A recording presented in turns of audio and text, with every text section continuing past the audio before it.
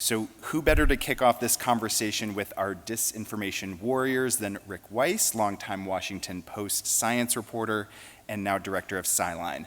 Rick, take it away. All right, thank you. Hello, everyone. I'm Rick Weiss from SciLine in Washington, D.C. For those of you not familiar with it, it's a philanthropically funded free service for all of you to help you get connected to scientist sources and science-backed resources. SciLine.org, check us out, and we're happy to help you. Everything we do is free. And I want to introduce our panelists today, our discussants today. Don't need much introduction. Michael Mann, climate scientist. Do we need to say anything more than that? Kathleen Hall Jamieson, who is the director, I think, of the Annenberg Public Policy Center, the founder of factcheck.org, and the two of them together, co-teachers, most relevant for our discussion tonight, of a climate reporting class here at Penn. And this is actually the second gig that we've done together today, and I'm going to start a little bit on the same premise that I started with earlier today with them, and then we're going to veer off in some new directions. But that premise was basically that we find ourselves in an unusual position, I think, in American society today, where certain suppositions we had about how society was going to be held together by people being reasonably honest and being embarrassed to tell a lie and ashamed to tell it twice just don't hold anymore. And that has, of course, been amplified by technology and the fact that we're all capable of broadcasting these things as fast as and as much as we want. And I asked actually earlier today what the impact of this kind of fractured sense of what's real and what's not real, what's true and what's not true, what is real knowledge and what is not real knowledge, what impact that had on society generally. But I think we should get a little real here, because here we are in an election year where these kinds of things are going to matter actually more than they ever have, an incredibly consequential year. Even without saying which candidate we might prefer one over the other, they're two very different candidates, and what people think and believe is going to matter. So I want to start with you, Kathleen, to talk about a little bit about what happens when you have a society that is this confused about what's real, and what does the science tell us about how the electorate goes about learning so they can try at least to make evidence-informed decisions as they go to the polls? Well, first, we may have three consequential candidates, not two, and the third consequential candidate has a history of engaging in misinformation in another domain about vaccination, a really consequential issue, as we learned during the pandemic. Excuse me. One of the things that we know about why it is that journalism matters during an election is that to the extent that people hear about horse race and about polls, the tactics of the election, the appearances as opposed to the realities, you activate cynicism and depress learning. So a story that leads with horse race and closes with horse race, but embeds political substance that shows issue distinctions between, activates cynicism and depresses learning. That means that that frame is consequential. The science says, please avoid that frame if you want the electorate to become more informed. Secondly, we know that the issues on which people focus when they vote matter in deciding how they vote, unless they're already firmly anchored inside a party disposition and have already made up their mind. We're going to have a lot of conflicted voters this year, a lot of people deciding whether to vote. And in that decision process, it is important that they have in their issue agenda a good understanding of the importance of the issues that are of concern to this audience and to us. Great. So, Michael, let's build on that a little bit. We've heard that we all know to avoid sort of the horse race reporting. That means getting into the issues from top to bottom. For the reporters in this room, that means covering the climate and environmental issues, but it's not only those topics, of course, it's all the hot button issues leading up to this election, whether it's immigration or reproductive health or economic issues, are actually studied by scientists. We ought to remind people and reporters. But of course, for the reporters to be able to talk to the scientists who know about the facts behind these issues, those scientists need to be willing to talk to reporters. And we know that scientists are under attack increasingly for expressing not just opinions, but actually what they know to be factually true on these topics. You know better than most what it's like to be attacked like that, and you decided to fight back. Why don't you talk for a few minutes about what you did and how you think, as you said a little bit earlier today, you hope that the outcome of what happened with you might inspire scientists to step up to the plate and not be afraid. Yeah, thanks. Well, I'd like to say that those of us in the climate science arena sort of were introduced to the concepts of fake news and alternative facts decades ago before they became fashionable and part of our sort of popular lexicon. And in some sense, the bad faith debate that has existed for decades over human-caused climate change has sort of metastasized into this larger bad faith debate we have today over basic factual discourse. And so there are some lessons to learn from what we have faced. 12 years ago, I was subject to attacks by two ideologically oriented outlets, the National Review Online and the Competitive Enterprise Institute, which is a fossil fuel industry funded front group. And the two writers from these two organizations made defamatory allegations, accused me of fraud, compared me to a convicted child molester. There is a role for good faith debate in science. It's part of the self-correcting machinery that the great Carl Sagan described. It keeps science sort of on a path towards a better understanding of our world.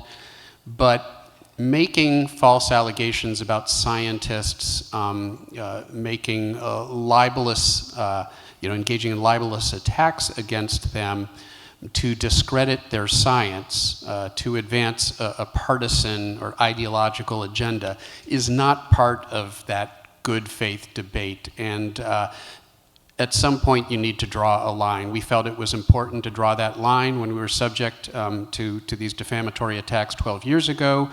There's that statement, that we all know about justice delayed, and 12 years is a long time to wait for justice. But we did get that headline that we had looked for, $1 million punitive damages against my defamers, and it sort of provided an opportunity, I think, at a very important moment. It was a little bit of good news that there are still basic protections for scientists when they are subject to these sorts of attacks, and that we have had these sort of, these good news stories when it comes to the fight in the legal domain.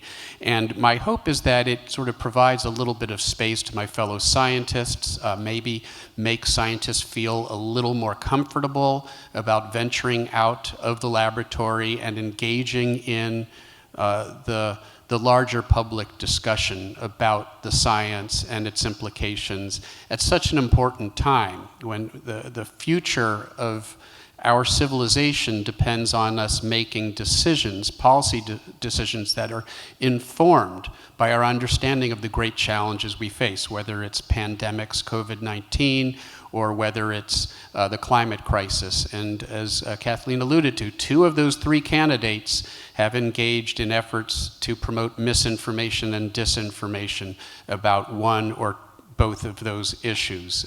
Voters need to understand that the decision that they're going to make at the ballot box later this year is going to determine the course that we follow. Will we follow, a course of science-based policy where we rise to the great challenges we face, or will we go down a darker road? That is up to us. As I like to say, there is urgency, but there is agency. It's up to us still to decide what sort of future we want. And journalists have a very important role in making sure that the public understands the stark nature of this choice when it comes to the facts, when it comes to what the science says and what the policies of these different candidates will lead to.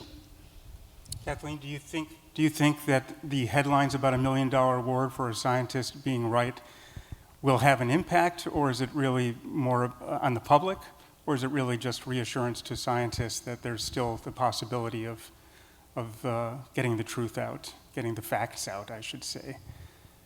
I think the important thing about any coverage is to ask, what is the science-consistent knowledge that was being called into question by virtue of the personal attack on the scientist when you're covering this sort of issue?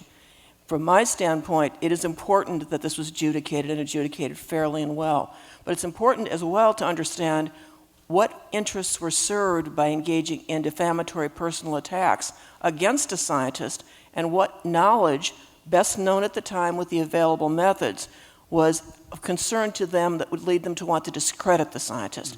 And that's the frame I would bring to bear here. Mike has done important science that has advanced the issues in important ways, and as a result, very powerful individuals thought it was disadvantageous to let his credibility stand and tried to undermine it. And that it was worth going down this path. That's how important this is to them and to all of us. So that's about, scientists being willing to deal with journalists, but I want to talk more about what it's like to really deal with journalists, and because it does require this sort of great, co-helpful cycle of scientists helping journalists and journalists passing that along to the public and everyone getting along. We talked a little bit earlier today about some of the interesting similarities between journalists and scientists, that they're all trying to find the truth, that they're all trying to have multiple lines of evidence before they publish, that it's a very competitive field, they all want to be first. But what we didn't touch on is some of the differences between scientists and journalists that can get in the way. And I want to ask both of you sort of how you feel about working with journalists, and what are some of the things maybe that bug you or that irritate you about working with scientists that we might be able to shake out in the room here. This, it inspires me to read a little excerpt first, though. Some of you might be familiar with Janet Malcolm's book about the journalist and the murderer, who she as a journalist said what journalists are, and I wonder if this resonates with you at all, either of you. Every journalist who is not too stupid or too full of himself to notice what is going on knows that what he does is morally indefensible. He is a kind of confidence man, preying on people's vanity, ignorance, or loneliness, gaining their trust and betraying them without remorse. Like the credulous widow who wakes up one day to find the charming young man and all her savings gone, so the consenting subject of a piece of nonfiction writing, that's like scientists, learns when the article or book appears. He learns his hard lesson. That's a pretty sour view of what journalists do, but I think it's one that a lot of scientists are worried about. What's in it for me, except for a big risky situation where I have no control over how this is going to turn out? Could each of you talk a little bit about your experience working with journalists and sort of draw some lessons out of what has worried you, what has scared you, what has gone well? I specialize in the undergraduate and graduate class that we're teaching together, saying, Mike, I'm sure, has a wonderful answer to this question. Well, and I usually try to turn it around back on Kathleen, and she usually does have a wonderful answer that complements whatever it is that I happen to say. It's very important. One of the things that we talk to our students about is that the interests of the journalist and the interests of the scientist might not always be aligned. The scientist, of course, wants to draw attention to their work, the importance of their work. The journalist obviously wants to find something newsworthy about the work. And press officers who cover the science that is done by their own researchers have a tendency to want to play up, what is so important about this new University of Pennsylvania study, what makes it so different and so novel. And Andy Revkin, a former New York Times science journalist, has sort of characterized this as the whiplash effect, where because of that, every story, not every story, but often, a story will sound like it represents a fundamental shift in our understanding of the science. One day we're told that chocolate is bad for you. The next day there's a new study, chocolate is good for you. And so the audience sort of is subject to this whiplash. And in my view, the problem there is that they get a view of science as being far more mercurial and uncertain and unsteady than it actually is. Science in reality generally represents incremental increases in our understanding that build on a pre-existing framework of scientific understanding based on many scientists that have come before. And so often when we talk about what we know about climate change and what it, the science, the impacts, the implications, we try to speak in terms of, the consensus findings of the Intergovernmental Panel on Climate Change, the IPCC, or the National Academy of Sciences. These are consensus statements that arise from assessments that look across the scientific literature and assess those areas where there are multiple independent lines of evidence that all point in the same direction, some amount of consilience or consistency. That is sort of the way we often try to frame the problem. But if you follow the sort of climate story in the media today, just within the last couple weeks, there have been all sorts of headlines. There was a New York Times article.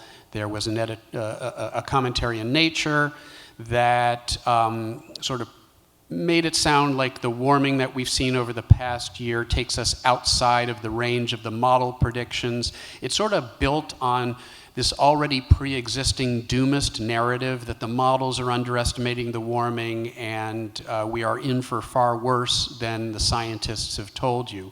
In reality, the temperatures are right in the center of the spread of what the model simulations have projected for global temperature changes in the most recent IPCC report. And I've been out there on social media and in the media trying to communicate the fact that, as my good friend and role model, the great Steve Schneider, who passed away some years ago, used to say, the truth is bad enough.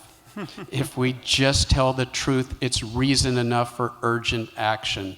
And the sort of conveying doomism, overstating sort of the, how bad it is, can lead to sort of these doomist narratives that take people down a path of disengagement. If it's too late to do anything about the problem, then why bother? And I've argued that there's some bad actors who are actually fanning the flames of that because they want people disengaged. They don't want them on the front lines, they want them on the sidelines. And so I would say to the media, to the journalists and communicators out there, it's really important to sort of speak to both of those things. The science does indicate urgency. The events that we're seeing play out in real time, the devastating heat waves and wildfires and superstorms, it's bad enough if we just tell the story of what's actually happening. But when we communicate the urgency, we have to also communicate something else the science tells us, the agency. It's not too late to prevent catastrophic warming, and our best climate models actually tell us that. They tell us that the planet will stop warming up when we bring carbon emissions down to zero. So it is in our hands ultimately. That's an important part of the message as well. And I'll just note, it's not only the forces of evil who want to get people to give up on climate change who are pushing the exaggerated stories here.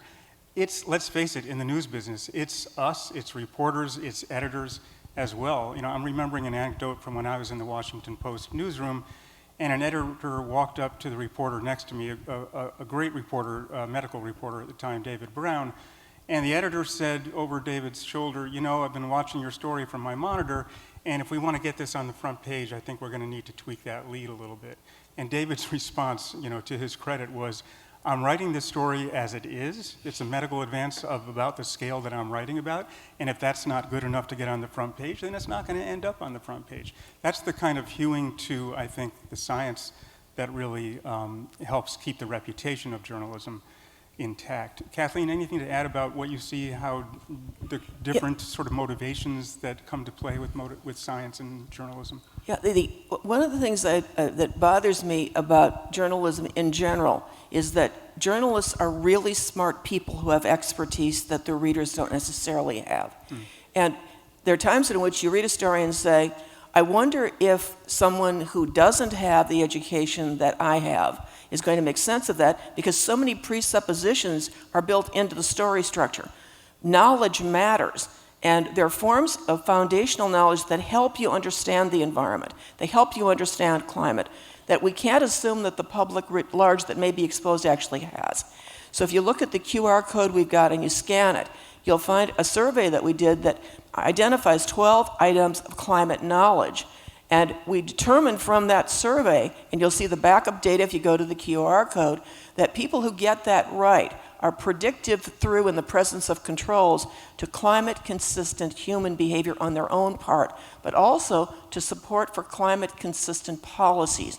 Found in the Inflation Reduction Act, we didn't use its name, and we didn't mention Biden. What that says is the knowledge helps you get to some other actions and some other forms of support that you might not have gotten to had you not had the knowledge. Where do we get the knowledge? We get it through our media structures. Very few people are reading primary scientific evidence, including most of us who are highly educated. We get it from you. So to the extent that you give us foundational knowledge on which we can build understandings, you reduce our susceptibility to misinformation, but you also increase the likelihood that we live lives and engage in actions and support policies that are consistent with the available science and consistent as a result with a better outcome for society as a whole. You know, as reporters go about trying to pull that off, and this came up in some discussions earlier today, they face some tough choices. We talked a little bit about doomism versus solutions, you know, and if one is better than the other and what kind of impact those kinds of stories have. Another thing that just got briefly mentioned, and I wanted to unpack a little bit more here, had to do with this question of, on the one hand, we're all told that for our stories to really be effective, people have to be able to relate to them personally. And so that's why these environmental stories about the importance of recycling or conserving water or turning your thermostat down are so important. At the same time, we all know that, you know, for people to think that this is what's going to do it, when you've got these major polluters just spewing enormous amounts of stuff, it almost feels unfair. Like, why is it on me to make sure I put my yogurt container in the right trash bin when these bastards are just that was my tone down. That was his word. That wasn't. Are just, you know, with government, you know, subsidies causing enormous amounts of damage, in which case maybe what we ought to be doing is some hardcore accountability reporting, and never mind these silly little recycling, you know, stories. What is a reporter to do? Yeah, I'm happy to tackle that, and I'm interested in Kathleen's thoughts as well. This is something that I've thought quite a bit about. It sort of gets at the distinction between individual action and systemic change. And too often, we allow the conversation to get very polarized. It's a binary choice. Either it's individuals changing their behavior, or it is systemic changes, when we understand that these things are synergistic. And by the way, the most important systemic changes happen when we put pressure on our policymakers, and we put pressure on our policymakers through the collective action of voters organizing to elect politicians who will make the choices that we're not in a position to make. You know, we can change our individual behavior, but we can't determine if the power grid is decarbonized. We can't make decisions about basic energy infrastructure investment. There are all of these things that need to happen that individuals can't affect. Only our policymakers can, and that's where systemic action becomes so important. At the same time, our individual choices can put pressure on on companies and corporations. Our consumer choices can help affect change, and we've seen lots of examples of that before. So we have to beware that there is an effort sometimes to create this fallacy that it's one or the other, and there, once again, are bad actors who would happily perpetuate that fallacy. In The New Climate War, in my previous book, I talk about these various tactics that polluters are using as denial becomes untenable because people can see it's happening, so they've turned to these other tactics. And doom mongering can actually be one of them, and division and delay and deflecting attention away from the needed systemic changes to individual behavior. And it goes way back to sort of corporate campaigns. If you're familiar with the Crying Indian ad that ran in the early 1970s, it was an effort by Coca-Cola and the beverage industry to defeat bottle bills, which were systemic policies that were going to hurt their profits. And so they tried to make it all about individuals cleaning up their environment, picking up their cans and bottles. And the fossil fuel industry has run with that playbook. It's not a coincidence that the very first widely used individual carbon footprint calculator was given to us by no other than BP, British Petroleum, because they want us focused on our carbon footprint, not theirs. So we have to recognize there are bad actors trying to create that sort of binary choice. We have to recognize that both are important, they are synergistic, and we have to get past the notion that we can solve this alone through behavioral change and our consumer choices, or systemic changes alone. We should do everything we can to decrease our own individual carbon footprint. There are lots of reasons to do that. But at the same time, we need to put pressure on policymakers to put in place the policies that we can't as individuals, because if we are going to achieve the sorts of carbon emissions reductions that are necessary to avoid catastrophic warming, we need fundamental systemic change, and it has to happen quickly. I just want to say a word about the stories that people tend to dismiss because, oh, that's just an individual narrative. Narratives are a powerful means of getting people invested in larger issues, and they can tell the underlying stories, and our best journalists do that routinely and do it well. And importantly, when you see someone who is like you in that story, as opposed to someone who's unlike you, Right. You're seeing someone engaging behavior that you can engage in as well. And the norms that we set up by our behavior for our peers and we collectively set for others increase the likelihood that collectives begin to act in common in ways that are consistent with responsible behavior for the planet. And our undergraduates have developed 6 misconceptions that they think are common out there, 6 conspiracy theories that you might be surprised at some of them are out there, and they've tried to work at ways to find science sources that you can go to that would undermine the premise in those preconceptions. Scan the QR code and you'll find what the undergraduates and graduate students have for you. So related to that, Kathleen, why don't you talk for a minute about fact-checking? Because fact-checking, in some ways too little too late, but in some ways where would we be without it? And it has changed over the years as well. What can you tell us about the role right now of fact-checking? Yeah, when Brooks Jackson and I founded factcheck.org in 2003, we didn't see any science deceptions that were problematic anywhere in the rhetoric of presidential candidates, in presidential debates, or in presidential ads. It didn't even occur to us as a result to have someone with science expertise to be part of the team. Now, Brooks was the team, and as you know, those of you familiar with Brooks is amazing. But what has changed across time is the number of areas in which there are serious misconceptions trafficked into large enough venues that they could have public impact on consequential issues that have science at the base. And as a result, we spun from FactCheck a sub-site, although you'll find it through factcheck.org, called SciCheck. Some of you saw the materials at the table that we had earlier this evening. You can find more materials about them by scanning the QR code. But the change across time is that a whole domain that we once could assume there was consensual knowledge about, and if CDC said something, everyone would say yes. NIH, NOAA, NASA. Now you cannot make that assumption anymore. We still, however, can say, this is the good news, trust in science remains high. It's down, but so is trust in institutions in general, and the curves are basically the same.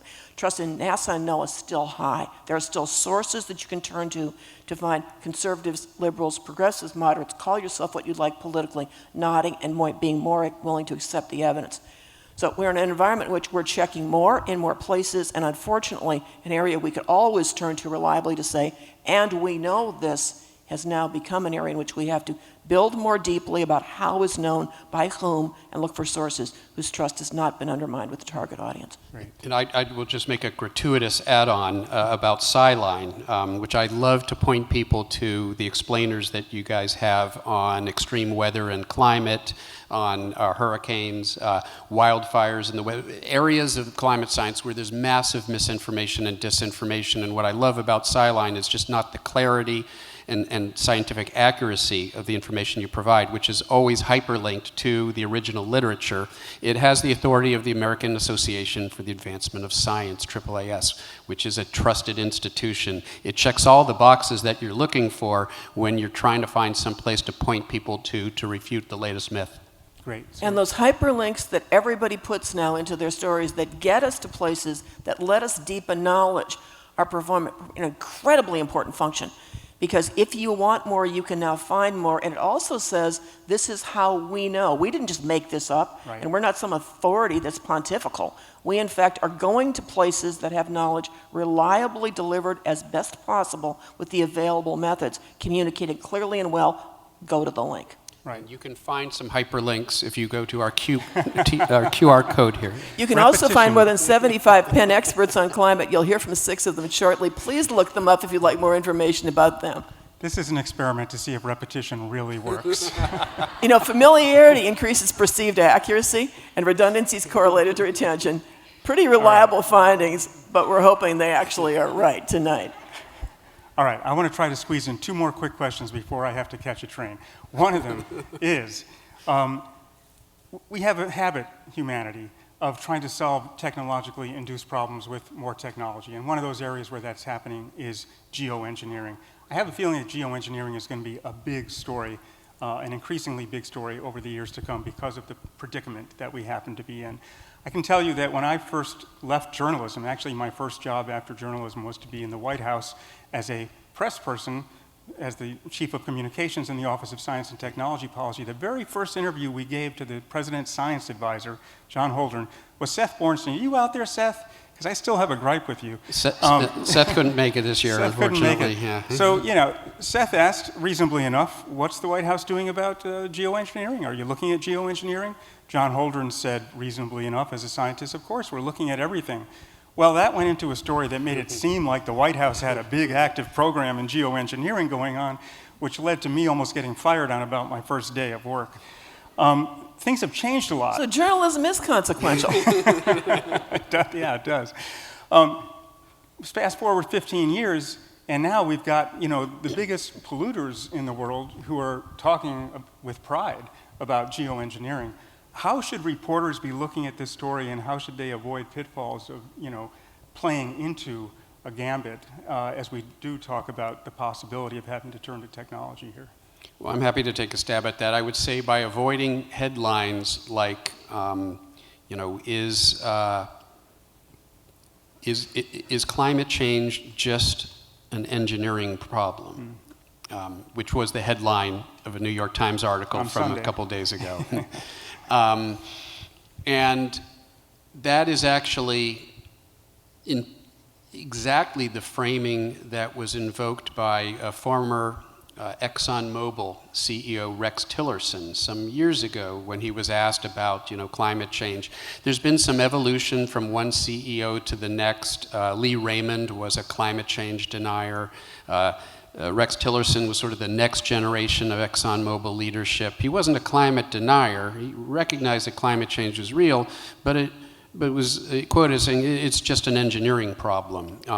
And what he means by that is, of course, geoengineering, that we can engage in some other massive, unprecedented, uncontrolled manipulation of our planetary environment in the hope that it might offset the impact of carbon pollution. Some years ago, I wrote a book with Tom Tolles, The Madhouse Effect.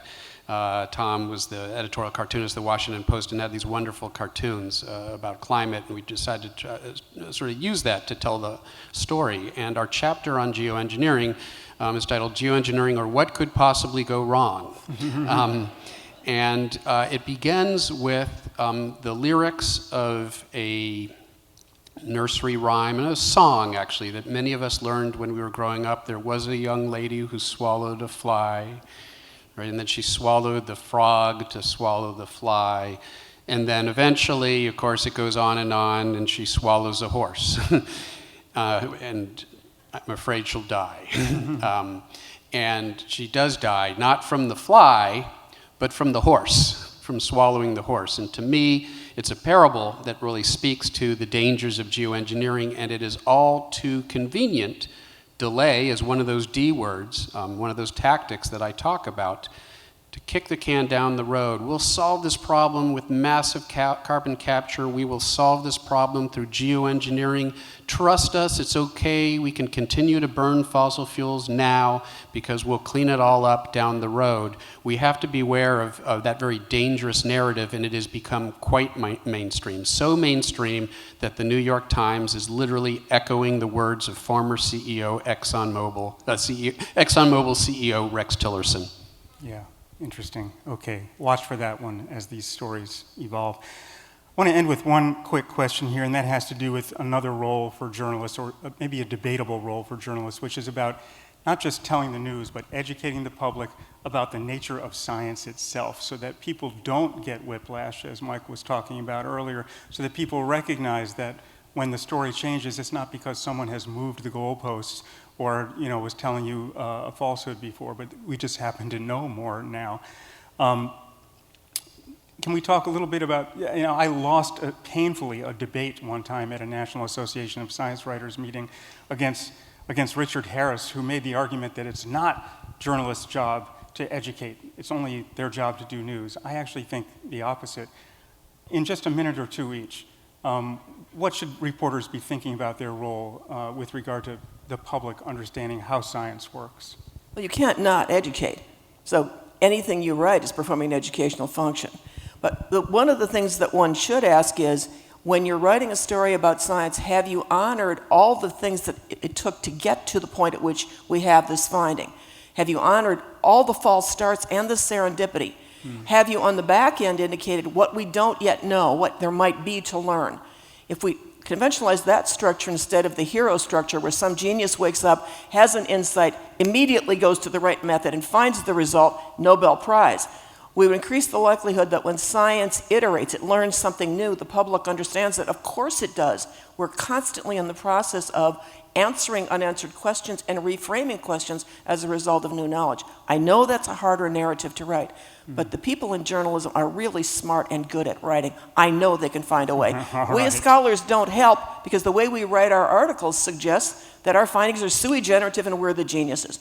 And our press offices hype our science because they want the coverage, and as a result trick the journalists sometimes into thinking there's significance that is greater than there actually is. I'd like to change the underlying narrative through which we write science. Fantastic. Mike? Amen. I couldn't agree more with Kathleen's comments. And there's that adage about, you teach a person, you give a person a fish, you feed them for a day. You teach them to fish, you feed them for a life. And I feel the same thing is true with science. If we can educate readers, at least educate, help them understand something about the process of science, about how important it is that there's replication, that there are multiple lines of evidence pointing in the same direction, how the incentive to scientists is not what climate deniers would like you to think it is. The way you get ahead in science isn't by simply saying, oh yeah, all the other people are right. That doesn't get you an article in Science or Nature. You get an article in Science and Nature by introducing a new wrinkle, or actually calling into question the conventional wisdom. So it's an intrinsic sort of competitive activity. Steve Schneider, described it as science as a full contact sport. And it's important for the public to understand that, because those who would misportray science would have you believe that thousands of scientists around the world have conspired to create, a hoax, climate change, or COVID-19, vaccine science, when in fact the incentives in science are very much the opposite. Somebody who could expose such a conspiracy would, of course, get far more attention. And so I think it's really important to educate the public about that, about the process of science, and why it is that science is intrinsically competitive and that the incentives are not towards consensus. When consensus happens, it's because there is consensus. Scientists have independently come to very similar conclusions based on different lines of evidence. The other thing that I would emphasize is reclaiming the role of uncertainty in this conversation, because the other side has always tried to advance this myth that uncertainty is a reason for inaction, when it's just the opposite. If we look at the science, when it comes to ice melt and sea level rise, when it comes to extreme weather events, global temperatures, the models have done really well. They're right where we predicted they'd be, and that's bad enough. But many of the impacts of that warming are exceeding what the early models predicted. So if anything, uncertainty is cutting against us in these areas, and it's a reason for even more concerted action.